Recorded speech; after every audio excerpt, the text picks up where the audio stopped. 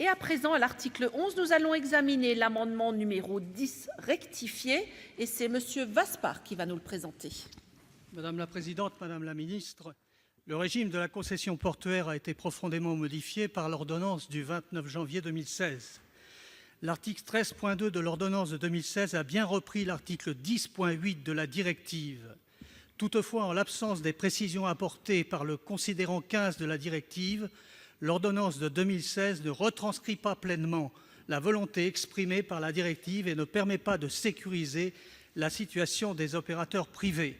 Preuve, le Conseil d'État, dans un arrêt du 14 février 2007, a considéré que la convention de terminal passée entre une entreprise de manutention et les autorités portuaires de Bordeaux devait être requalifiée de convention d'occupation du domaine public en concession. Cette jurisprudence met en évidence l'incertitude juridique. Il est clair, s'agissant des conventions de terminal, que leur requalification systématique en concession serait un retour en arrière. Elle effacerait le progrès réalisé de relance économique des ports français pour la réforme portuaire de 2008. J'ai en ma possession une lettre de Philippe Juvin, député du Parlement européen, rapporteur de la directive, qui m'écrit: l'intention du législateur telle que précisée dans le considérant 15 de la directive concession est sans ambiguïté.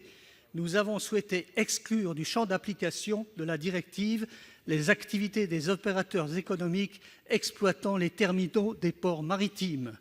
J'ai un courrier de Alain Vidalis, secrétaire d'État, qui dit la même chose.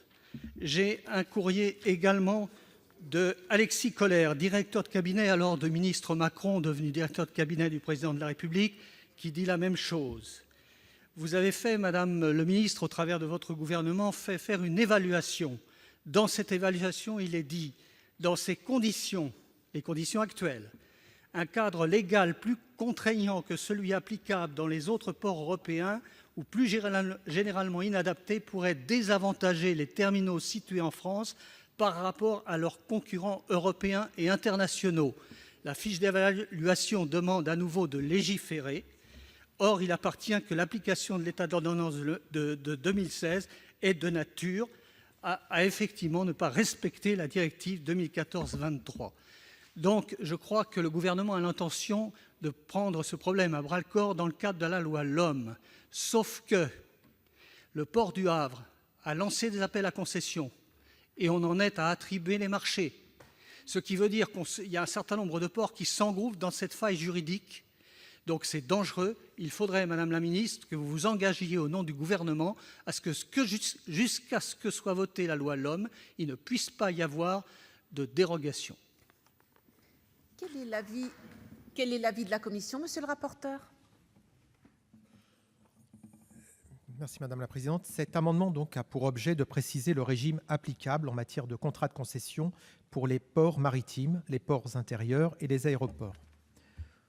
Suite au travail de la commission, il est apparu qu'il ne s'agissait pas d'une surtransposition en droit français. Le cas prévu par l'ordonnance reprend mot pour mot celui prévu par la directive concession. Même si l'amendement n'est pas à proprement parler un cavalier législatif, car il a un lien indirect avec le texte, il nous a semblé que ce projet de loi n'est pas le meilleur endroit pour l'examiner. Le projet de loi ne traite pas des ports ou aéroports, ni même de la mobilité. Cependant, nous comprenons qu'il s'agisse d'un sujet important dont plusieurs d'entre vous ont été saisis. Et donc, la Commission a proposé de s'en remettre à l'avis du gouvernement afin de voir si elle partage ce constat, s'il partage ce constat et quelle perspective il peut nous proposer. Je vous remercie. Madame la ministre, quel est l'avis du gouvernement? Merci Madame la Présidente. L'amendement proposé vise à clarifier l'articulation entre convention d'occupation du domaine public et contrat de concession pour les ports et les aéroports. Il arrive en effet que certains contrats d'occupation du domaine public soient requalifiés en concession dès lors qu'ils ne se limitent pas à définir les modalités d'occupation du domaine public, mais ont pour objet principal de répondre aux besoins de l'autorité concédante. Le gouvernement partage l'objectif de clarté poursuivi par monsieur le sénateur Vaspart. Toutefois, le deuxièmement de l'article 13 de cette ordonnance qu'il est proposé de modifier ne vise pas de telles situations.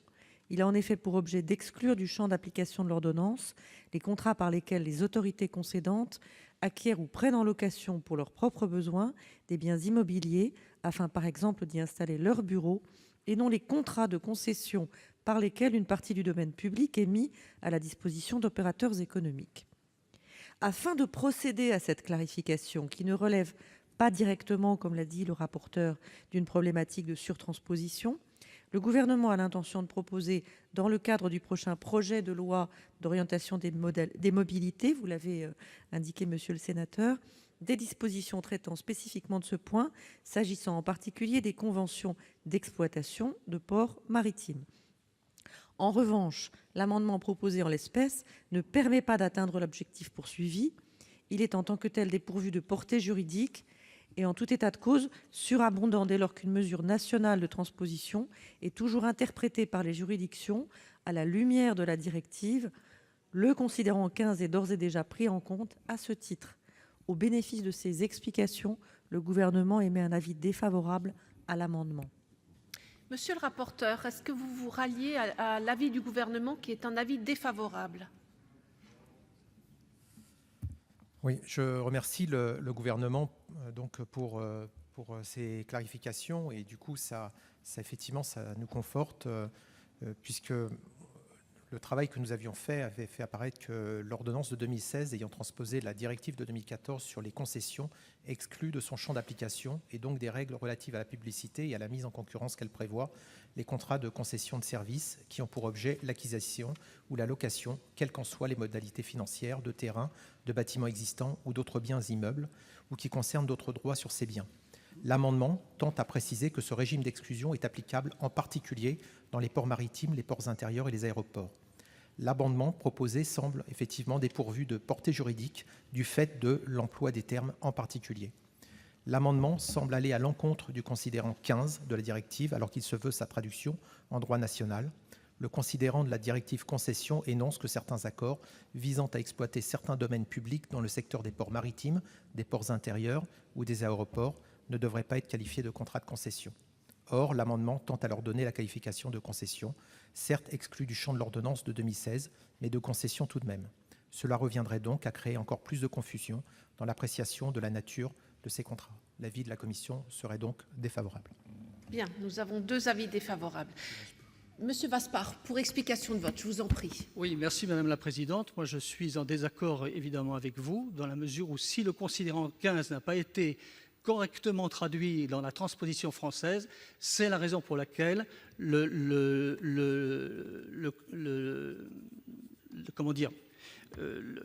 l'opération de Bordeaux a été requalifiée par le Conseil d'État en concession. Donc je ne partage pas cet avis. Ceci étant donné qu'il y aura un texte au niveau de la loi LOM, à ce moment-là, nous reprendrons ce texte ou légèrement modifié, mais on le reprendra dans le cadre de la loi LOM.